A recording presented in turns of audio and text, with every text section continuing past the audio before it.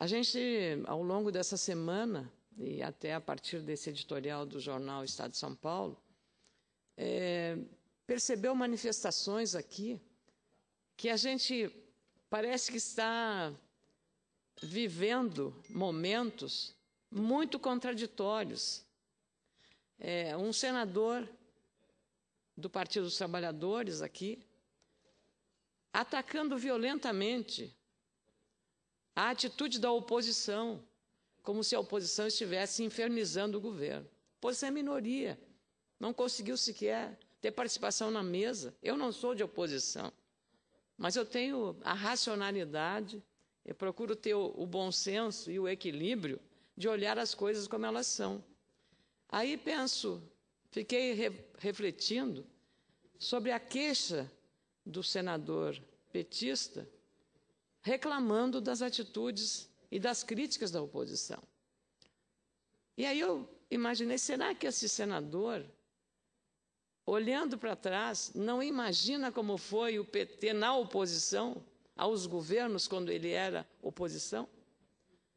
Era duro, inviabilizava votações, de fato infernizava no Congresso, fazia barulho, muito barulho, mobilizava céus e terras. Pobre governo.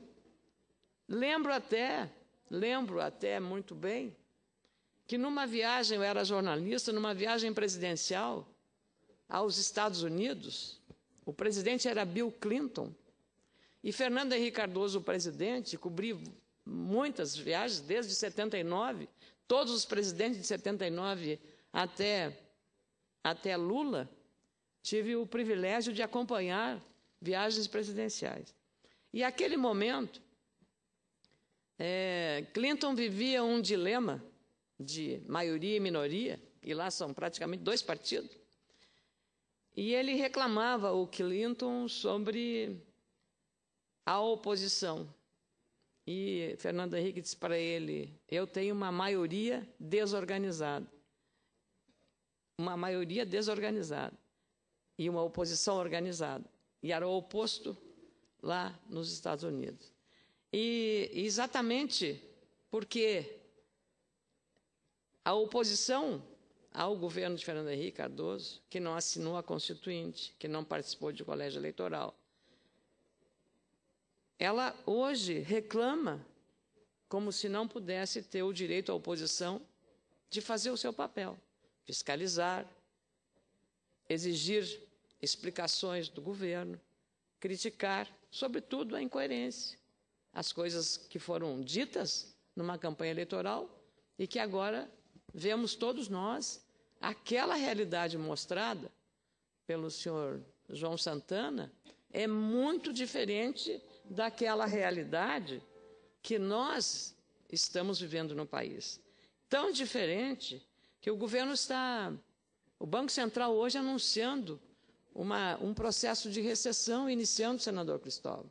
Um processo de recessão. Os juros aumentaram, os combustíveis, um tarifaço. Tudo é uma realidade bem distinta daquela. E é isto, senador Cássio, é isto, senador Cristóvão, que a população reclama, a população se sentiu enganada. A população que foi e acreditou de boa fé, deu um voto de confiança. E a credibilidade e a confiança na área política é um valor muito sério. E quando se perde esse valor chamado credibilidade, não tem oposição que faça mudar o comportamento e a atitude da população. Fica na voz corrente, quando a pessoa vai abastecer a sua motinho barata, o seu carro velho, no posto de gasolina, ela vive o dilema no seu dia a dia. E é esta pessoa que hoje está reclamando. Não é o discurso aqui, o nosso discurso, que é parte do processo político, mas é o dia a dia das pessoas, do cidadão. E é exatamente esse o conflito que hoje o governo precisa administrar com a devida competência. Caso contrário, continua esse esboroamento desse valor fundamental que é a credibilidade. Credibilidade para adotar medidas sérias do ajuste fiscal são necessárias. Estaremos aqui para discuti-las sem reduzir nem que a vaca tussa. Todo mundo lembra os direitos dos trabalhadores. O problema do seguro-desemprego não é o problema do seguro que foi uma conquista das centrais sindicais, não é. É a falta de administração e de gestão no sistema, que hoje consome 48 bilhões, enquanto a Bolsa Família 24 bilhões. Então, a falta de uma estrutura administrativa para fiscalizar e evitar fraudes, isso está em todos os lugares. No Ministério da Saúde, quando o ex-ministro, que foi candidato ao governo de São Paulo, assumiu, admitiu que pôde economizar 2 bilhões de reais na compra de medicamentos simplesmente por fazer uma transparência maior nas compras eletrônicas. Isso é gestão. Isso é gestão, todo mundo sabe. O problema não é só recurso. O problema é gestão de qualidade. Então, é por isso que eu ia começar a falar sobre carnaval, acabei colocando também a minha colher nesse processo, porque não é só na área política. Eu vou ler uma declaração que me chamou a atenção também hoje.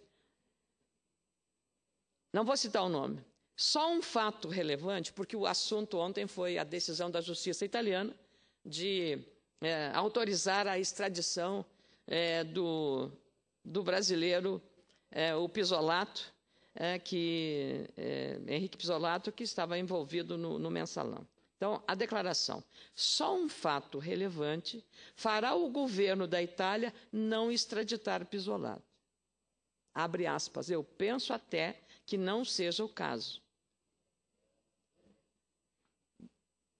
Há uma decisão da Justiça brasileira e, na medida que esteja ao meu alcance, gostaria de poder fazê-la cumprir. A entrega do réu é necessária e justa. Caso contrário, haverá um fato real e concreto de impunidade, já que é uma decisão transitada em julgado. Tudo correto. Tudo correto. Só que quem fez essa declaração não é ninguém mais, ninguém menos do que o ministro da Suprema Corte Brasileira, Roberto Barroso, que foi o advogado de Cesare Battisti, que a Itália pediu a extradição. O que será que o ministro Barroso diria se um magistrado da Suprema Corte italiana desse essa declaração em relação a Cesare Battisti? Nós estamos no país assim. Um dia de um lado, no outro dia de outro. Um dia de um lado, outro dia de outro. Em quem o povo vai acreditar? São instituições distintas, falei, da credibilidade do Executivo, que a população está julgando, não somos nós, só nós, é o povo. Agora, essa declaração, eu não sei se eu estou errada nessa avaliação, mas, de certa forma, me surpreende a contradição por ter sido o senhor Roberto Barroso a ter advogado a permanência de um réu condenado na Itália, um país com as instituições democráticas em pleno vigor. Ele representou o Ministério da Justiça na defesa da permanência e o Supremo, aqui, autorizou a extradição. E o Ministério da Justiça, o ministro Tarso Genro, e aí fez com a aquiescência do presidente Luiz Inácio Lula da Silva, ele continua aqui, impunemente. Então, para ele pode ter impunidade, para o Pisolato não.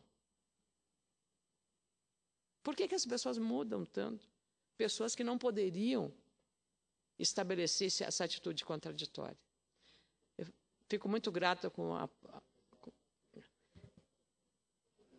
Eu até gostaria mais de uma parte no final para respeitar a sua linha de raciocínio, mas essa colocação sua que às vezes está de um lado, às vezes está do outro, é uma coisa realmente frustrante. E o pior é que se você tenta ficar no mesmo lado, as pessoas que mudam de lado dizem que você é que mudou de lado.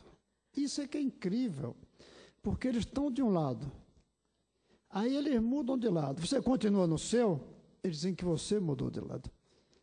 Essa é uma das doenças da política hoje no Brasil.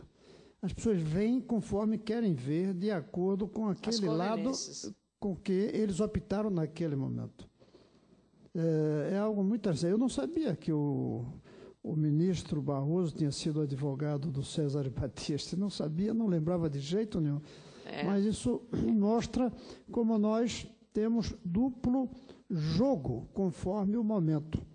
Mas o pior, volto a insistir, é que aquele que procura ficar sempre no seu lado, enquanto os outros estão mudando, é acusado de mudar de lado. Aliás, lembro muito bem no embate desse tema da presença aqui do senador Pedro Táxi, agora governador do Mato Grosso, que foi, eu diria assim, cirúrgico no exame dessa questão, com o conhecimento jurídico que ele, do Ministério Público Federal, tem e, portanto, fez uma análise correta. Então, eu, ao ler essas declarações hoje na imprensa, fiquei muito perplexa, porque de que lado? Eu estou do mesmo lado. Eu imaginava, naquele momento, que a atitude do governo brasileiro seria respeitar e acolher a decisão da Suprema Corte. Então, agora, conforme as conveniências, se muda. E é isso que faz a descrença no comportamento, nas atitudes e na responsabilidade dos agentes públicos, seja do judiciário, seja do legislativo, seja do executivo ou das outras instituições, Ministério Público também. Então, por isso eu continuo acreditando nas instituições, Poder Judiciário, eu confio muito que o juiz Sérgio Moro está fazendo um trabalho exemplar, a Polícia Federal, o Ministério Público, e Deus nos proteja que este país tão rico, tão grande, que agora vai fazer uma festa fantástica, que é o Carnaval, possa, de fato, se reencontrar com esses valores que nós estamos, ao longo do tempo, vendo ir-se por um caminho que é triste porque está indo pelo ralo.